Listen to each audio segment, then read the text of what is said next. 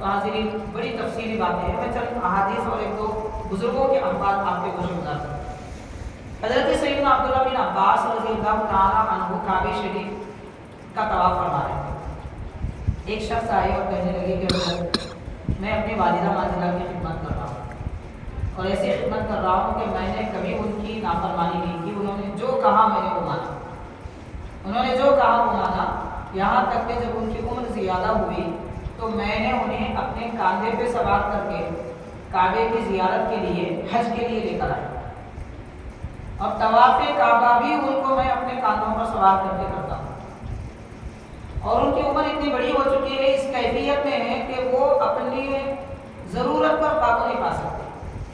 کبھی طواف کعبہ کے درمیان میں میرے بدن پہ نجاست کر لیتے تو بھی میں نے کبھی انہیں کف نہیں کہا، اطمینان سے انہیں غسل کرایا، دھویا، ان کے کپڑے دھلائے، پاک کیا، پھر دوبارہ طواف کیا، کبھی اف نہیں کیا۔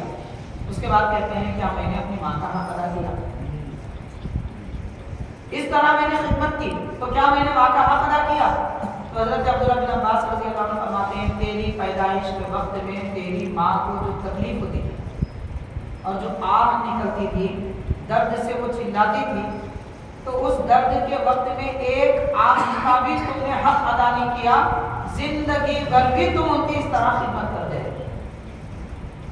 تو آپ غور کیجئے کہ زندگی بھر اس طرح خدمت کرنے والا شخص بھی اپنے ماں باپ کا حق ادا نہیں کر سکتا، تو پھر وہ لوگ جو ماں کی طرف توجہ نہیں کرتے، ماں کی بات نہیں مانتے، باپ کی طرف توجہ نہیں کرتے، پھر ان کا کیا حال ہوگا، وہ کیسے حق ادا کر سکیں؟ دنیا میں اگر بندوں کے حق میں ادا کرنا سب سے مشکل کوئی حق ہے تو وہ ماں باپ کا حق ہے۔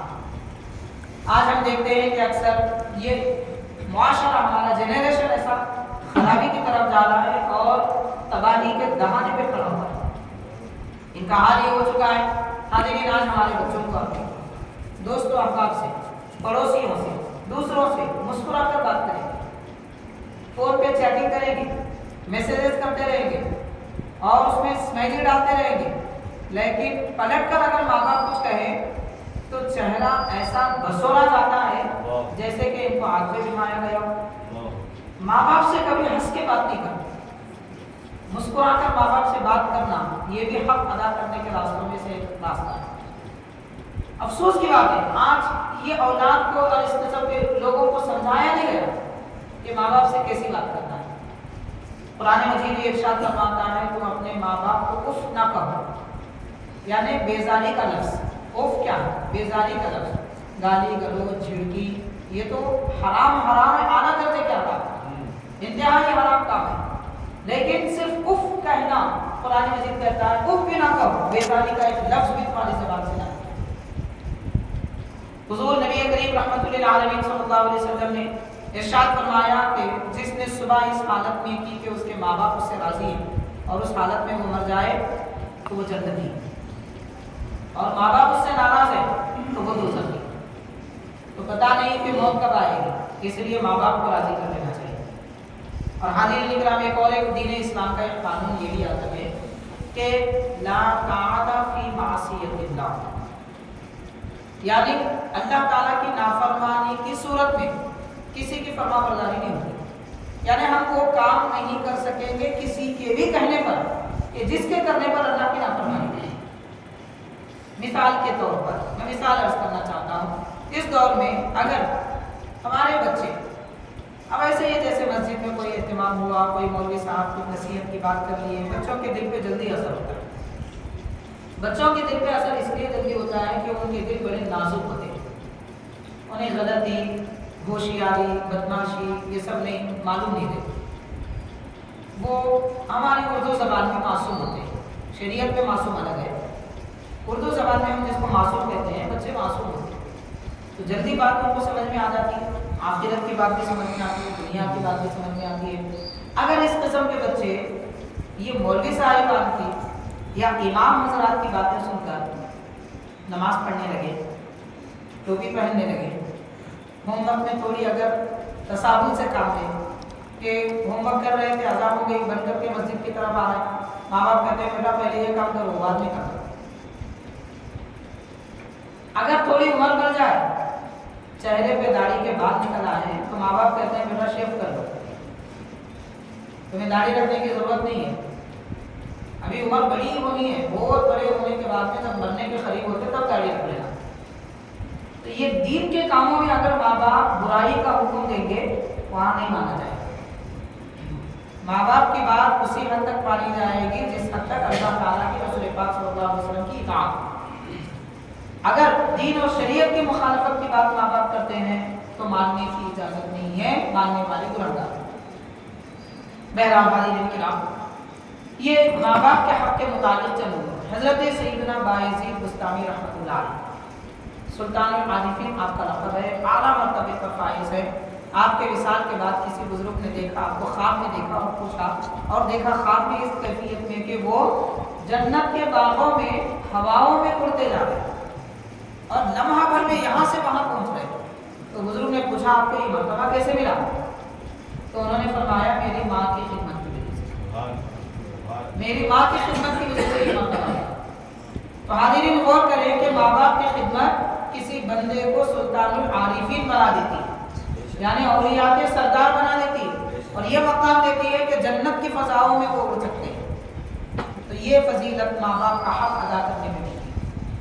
हमारे शहर की बड़ी शख्सियत है हज़रत सैयदना बाबा शरफुद्दीन रहमतुल्लाह अलैह पहाड़ी शरीफ में जिनका मज़ार मुबारक।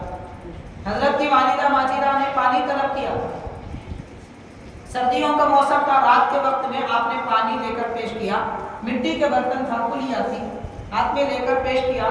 जब तक पानी लेकर गए थे कि माँ की आंख लग गई, तो उसी हालत में खड़े रहे हाथ में पानी लेकर। सर्दी इतनी सख्त थी कि मिट्टी के बर्तन की खासियत होती है जब कहीं रखा जाता है तो वो नरम चीज़ हो तो उससे चिस्पा हो जाती है। नमाज फजर का वक्त जब करीब हुआ तो वालिदा बेदार हुई और बच्चे को देखा कि खड़े हुए हैं, तो कहा कि बेटा यहाँ क्यों खड़े हो? कहती है कि आपने कहा कि आपने पानी मांगा था, इसलिए मैं पानी लेकर खड़ी। तो वालिदा माजिदा ने फरमाया फिर खड़े क्यों हो, रख देना, आराम करना।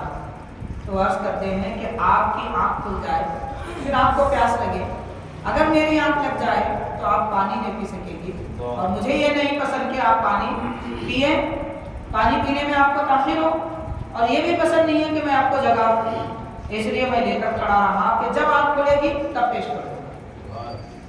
तो हाज़िरीन, ऐसी खिदमत हमारे अकाबिर और बुजुर्गों ने की। तो माँ बाप की खिदमत, माँ बाप की बात मानना, माँ बाप के अहकाम को तस्लीम करना, ये असल दीन। अभी ज़माने में हम देखते हैं माँ बाप खुद भी करते हैं, औलाद भी चाहती है। वो है कि जब बच्चे कमाने के काबिल हो जाए, डिग्री पूरी कर ले, नौकरी के काबिल हो जाए, माँ बाप खुद कहते हैं कि बेटा आप जाओ बाहर। पहले सऊदी अरब, दुबई वगैरह बोलते थे, अब कनाडा जाइए, अमेरिका जाइए, ऑस्ट्रेलिया जाइए। अब मुल्क बदल गए, कमाई के लिए मुल्क बदल गए। ये बेचारे जाते हैं 8 साल 10 साल वहाँ पर रहते हैं और कमाई करके खूब पैसे भेजते हैं। माँ बाप अपने घर में रहते हैं, वो बच्चों की शादियाँ हो जाती हैं, सब निकल जाते हैं, और माँ बाप अकेले आखिरी उम्र तक घरों में अकेले पड़े रहते हैं। बच्चे ये समझ रहे हैं कि ज़रूरत क्या है, पैसा है। पैसा ज़रूरत नहीं है, औलाद की क़ुर्बत सबसे बड़ी ज़रूरत है।